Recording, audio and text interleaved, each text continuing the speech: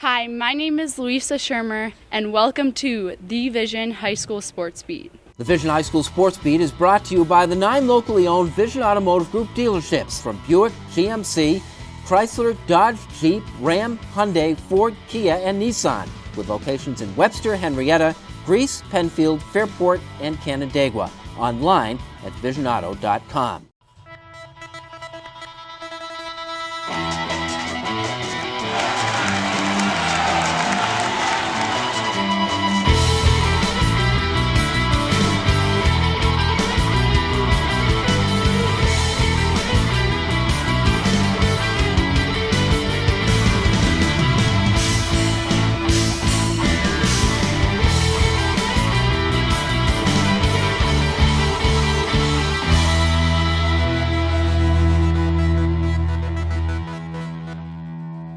Hello everyone, and thanks for joining us at the Vision Automotive Group's High School Sports Beat. I'm Bill Pucko. Every week at this time, we take a comprehensive look at Section 5 sports in Monroe County. We begin with our honor roll of high school teams. At number 3, the Webster Alpine Ski Team won its second straight Section 5 title. Nick Rieger was the Warriors' top performer and finished second in the Giant Slalom. At number 2, the Brockport Wrestling Team won the Class A sectionals. Blue Devils had 6 finalists and 3 champions. Spencerport was second. And at number 1, the Class AA wrestling champions from Hilton, who won for the first time ever. What a year the Cadets had. In the sectionals, Hilton placed 8 in the finals. They had 5 winners, and 16 advanced into this week's state qualifiers. This is a Team of the Year candidate. Which brings us to Spencerport. We all believe that every sports team ought to win at least once, which is why we're rooting for the Rangers. Things have not gone quite to plan for the Spencerport boys basketball team this year. We graduated 9 kids last year from our varsity basketball team, and we were about a 500 team last year. So I anticipated this year we would struggle a little bit. I didn't anticipate struggling as much as we have at different times this year, but I think that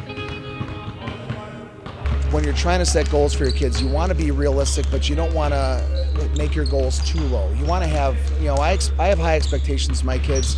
I really think that we've got the potential to be very good. Maybe not this year, but in a couple years when some of our younger guys get older. So you want to try to, match the expectations that you have with the kids that you have. Sports isn't always fair and things aren't necessarily equal. Among the championship banner display in the Spencerport Gymnasium, only 3 belong to the basketball team. The Rangers won league titles in 1997 and 98, and before that, had a 3-year league championship run in the 70s. Spencerport did manage 15 wins over the past 2 seasons, but none since.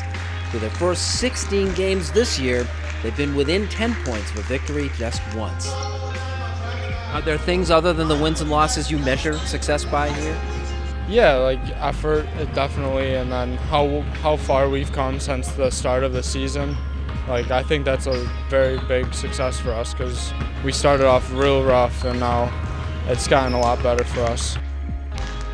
Some other things that we look for are, the kids staying together. Are we, going to start pointing fingers at each other? Are we going to start infighting in our practices and in our games? Or are we going to stay together and stay focused on trying to accomplish what goals we do have in front of us? 3 games ago, the Rangers lost to the section's top team, Greece Athena, by 55. They'd hit bottom.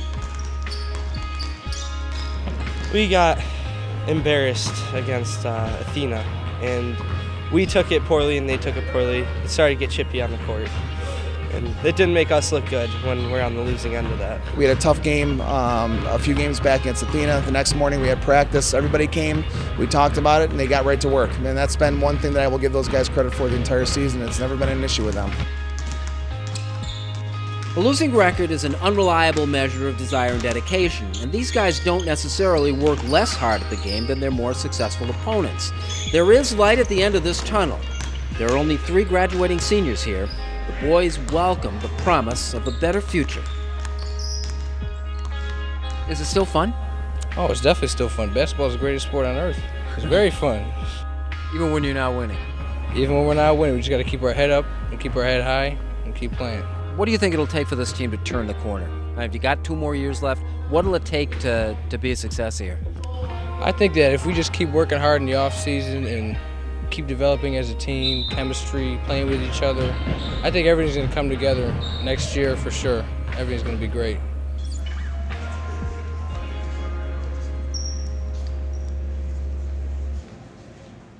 When we return, we go off court at HFL in our ESL Scholastic Sports Spotlight. Hi, I'm Olivia Hladnik, and you're watching Vision's High School Sports Beat. The Vision High School Sports Beat is brought to you by ESL Federal Credit Union. For more than 90 years, ESL has been investing in the region where we live and raise our families through personal banking, business banking, and wealth management. With ESL's shared commitment to the community and support for local sports and family events, everyone wins. ESL answers to you. Welcome back. Thanks for watching the Vision Automotive Group's High School Sports Beat. I'm Bill Pucko. This portion of the Sports Beat brought to you by ESL Federal Credit Union. ESL answers to you. Time now for our honor roll of high school athletes for the week just passed. At number 3, the great Sierra Dillard. Star of the Gates Chi-Li basketball team, the girls team. Sierra scored 25 in a win over Brockport and has surpassed the 2,000-point career mark, the first Spartan to do so. Number 2 on the boys' side, Greece Olympia is just 6-10, but they have Keon Dunbar to cheer for. Keon broke the team's single-game scoring record for the second time this year. He got 52 in a win over Monroe. And at number 1, McQuaid's Nick Sertle was the Alpine Combined Champion at the Downhill Ski Sectionals. Nick was first in the Giant Slalom and second to Mendon's Hunter Doyle in the Slalom. The Knights overall finished second. Which brings us to HFL and a young band of student entrepreneurs. Broadcast Central. It's in our ESL Scholastic Sports Spotlight. It's about an hour and a half to game time. The HFL girls basketball team will play host to Brighton. The HFL Sports Network crew is gearing up. I think we're one of the only schools in Section 5, let alone the state, that have a group of high schoolers broadcasting on the internet all for free. Anyone can watch it. You can watch it anywhere, and you can watch any rebroadcast anytime you want. Peter Caruso is the brains behind the HFL Sports Network. It was born almost entirely out of a willingness to learn. My sister actually is going to Ithaca for broadcasting, so I talked to a couple of her friends who are into sports broadcasting, but most of it was from the internet, talking to some professionals on the internet, reading articles, and watching videos. Organizational business meetings with friends were held in the lunchroom. The plan was presented to Athletic Director Brian Donahue. By November, it was ready for launch. He loved the idea. He thought it would be just, a one-camera setup, straight to YouTube, but it turned out to be something a lot bigger and special. They found a way to be connected outside of just playing the game, and they brought a lot of energy and a lot of enthusiasm to our community because people are able to watch the games, not just people locally, but people far away who have relatives that are playing. So, I give them a lot of credit. They had an idea and they made it come to fruition. The HFL Sports Network consists of about 20 interested students. They work on a 6-man crew and a 3-camera operation. They are all self-taught. Ben Halloran is the technical director. It's just amazing to be part of something that's unprecedented. Nobody else is really doing this. There's no student-run media. It's amazing. You get all these hours doing something fun, making something. It's great to see something that's such high quality. That's all you and your group of friends. Marina Jambrone runs camera. I want to go to college, hopefully for journalism and broadcasting. And being able to do the sports network has really given me an advantage over many of the other kids who are going into the field of broadcasting. The telecast is streamed live onto YouTube and remains archived for future viewing. The Brighton at HFL girls game was the network's 11th offering. Hello, we are back here at HFL. The JV game has concluded, so both teams are now out. How's your play-by-play coming along? It's definitely improved a lot. It's something that, I didn't have any experience going in other than, watching the Bills every Sunday and hearing the different voices, Jim Nantz and them. So I think it's sounding a lot better.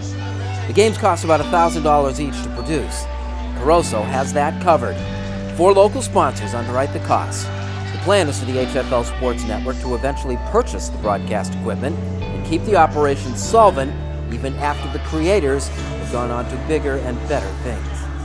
You know, people are stunned to think, hey, this is just a group of, average students, this is not their job. They're spending time outside of school, outside of all the other things that they do to put this together, and it's great. When we return, Kim Bernsen with our Vision Making the Grade nominee.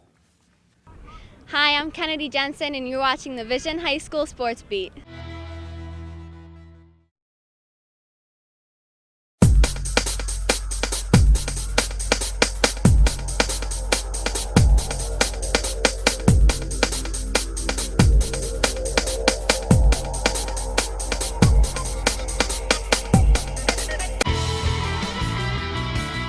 Welcome back to the Vision Automotive High School Sports Beat. I'm Kim Bernsen.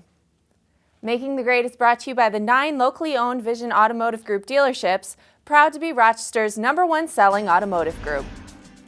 Juggling homework, sports, and extracurricular activities is no piece of cake for many students throughout their years in high school. For senior and student athlete Martin Peace, he handles the daily challenge with ease. The difficulties of being a 3-sport athlete have only helped push Martin to work harder and manage his time more wisely. Being a captain for both the varsity football and basketball team at Gates Chili High School have contributed to strengthening his leadership skills, which he also demonstrates off the playing field. As an AP student and National Honor Society member, Martin tutors algebra students once a week and helps teach financial literacy at a local elementary school. You can also find him volunteering his weekends, helping run the Gates Chili Junior Spartans basketball tournament. As the basketball season winds down, Martin will prepare for his upcoming senior season of baseball and looks forward to attending St. John Fisher next fall. Nominated by his coach, Chris Amesbury, this week, Martin Peace is making the grade. If you have an idea for our Making the Grade segment, a team or individuals making contributions off the playing field, you can contact us at info@classywolf.com. I'm Kim Bernsen, and here's Bill with a look at our Section 5 calendar. Here are some Section 5 events that you might want to consider taking in this week. Tournament season ramps up big time. Monday brings the start of the boys basketball championships and the play-in game for Class AA. There are 17 teams in the classification, so winless aforementioned Spencerport, as the 17 seed, will take its best shot at number 16, which could be Brockport, Gates Chili, or Rush Henrietta. The tournament begins in earnest on Tuesday. At RIT, the indoor track state qualifiers, the best of the best, take to the field house at 6 o'clock. The week concludes on Sunday with a big championship hockey doubleheader. RIT's Ritter Arena hosts. The Class B game is at 1:30. The Class A finals is at 4. Just some of the events coming up in the Section 5 calendar this week. Up next, Flyers and Criers. The Section 5 cheerleading championships are Salino and Barnes All Sports High School Game of the Week. Hi, I'm Scott Lazaroff. You're watching Vision High School Sports Beat. The Vision High School Sports Beat is brought to you by Salino and Barnes. Car accident? Don't wait. Call 888-8888. Call Salino and Barnes today. Welcome back to the Vision Automotive Group's High School Sports Beat. I'm Bill Pucko. This portion of the Sports Beat brought to you by Salino and Barnes, your personal injury attorneys. The debate over whether cheerleading as a sport is largely passé. You only need to see it to know. The winter sectionals are as big as it gets. Cheerleading, front and center, in our Salino and Barnes All Sports Game of the Week.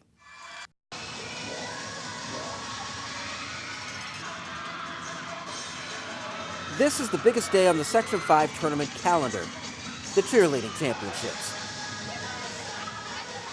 9 hours of running, jumping, tumbling, tossing, flying, crying, and oh yes, cheering.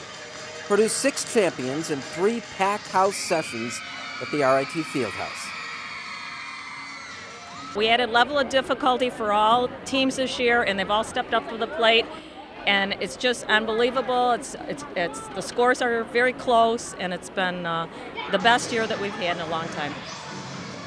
The girls are judged on a litany of levels. The official score sheet includes grades for motions, stunts, tosses, jumps, tumbling, choreography, showmanship, and crowd appeal. For a judge's perspective, we really look for a really clean routine with sharp, precise motions and really good synchronicity. We look for a team to have a good level of skill quality when they're in their difficulty range. Also, we look for nice energy levels and showing that they can go the whole routine with a nice, good, confident level and showing them that they're the best out there and do what they got to do. 31 teams competed in the final session of the day in classes AA and A. Aquinas was up first. It is pretty tough because you have to set the line for everybody else, but it's exciting to show everybody and kind of scare them a little. Yeah, but it's kind of nerve-wracking, it seems to me. It is nerve-wracking because you can't really see your competition first, but it's exciting because we get to set the line for everybody else. The Irish wound up 5th in Class A, a class that included 6 city school representatives. These teams do things the old-fashioned way, when cheerleading required a lot less gymnastics and slickly produced music. They actually cheer for each other, but they don't impact the standings. Teams like Fairport do. The Raiders are always among the leaders and push the envelope in terms of difficulty. A couple of missteps in their routine left the girls pessimistic about their chances. There's so much stuff that we put into our routine that we just try harder than we possibly could, and I don't know, I'm happy with what we did, and no matter what score we got, it is what it is. Fairport figured to be challenged by Penfield, the defending winter champions, seeking a three-peat if you include the crown the Patriots claimed last fall.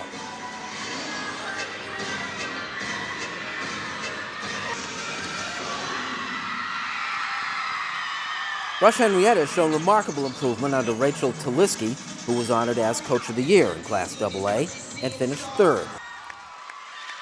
Spencerport is another perennial contender.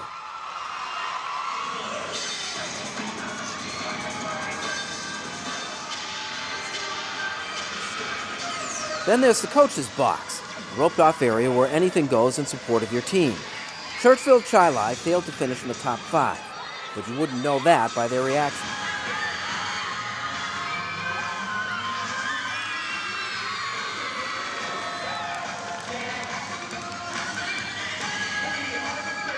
I have no control. And I'm a huge control freak. So when the kids have it all on their own, it's very stressful, but it's amazing. I mean, you can't be self-conscious at all in that situation, can you? I don't care. Not at all. After all 33 teams have performed, they are brought together at the mat to await the results. This is a time of decompression. It takes some 10 to 20 minutes to tabulate all the results. We just hope for the best. You never know at these things. I think everyone really brought a lot today, and everyone was good, and it's going to be a close one. The Rangers finished 4th. The winner was Penfield.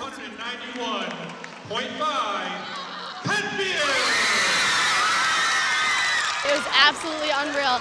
Going into the awards, I think all of us were very hesitant. There was crazy competition in this division. And so going into it, we were all very up in the air about where it was going, and hearing our name called first was unreal. That's the best word I could ever give it. The Patriots' margin of victory was 2/100ths of a point over Fairport, the closest margin of victory in sectional history. It's just the little things that count. My coach says every single day at practice, the little things, and the tiniest mistake, the tiniest awesomeness could make the difference. And it obviously did today. That one thing that if we didn't do right, we wouldn't have gone first. So it was really amazing. Congratulations also to Geneva and East Rochester, who were among the schools picking up cheerleading championships over the weekend. We'd like to thank our Sports Beat sponsorship partners, Rosselino and Stephen Barnes, your personal injury attorneys, ESL Federal Credit Union, ESL Answers to You, and the 9 dealerships in the Vision Automotive Group. They all make the Sports Beat possible. Thanks for joining us, and we'll see you next week.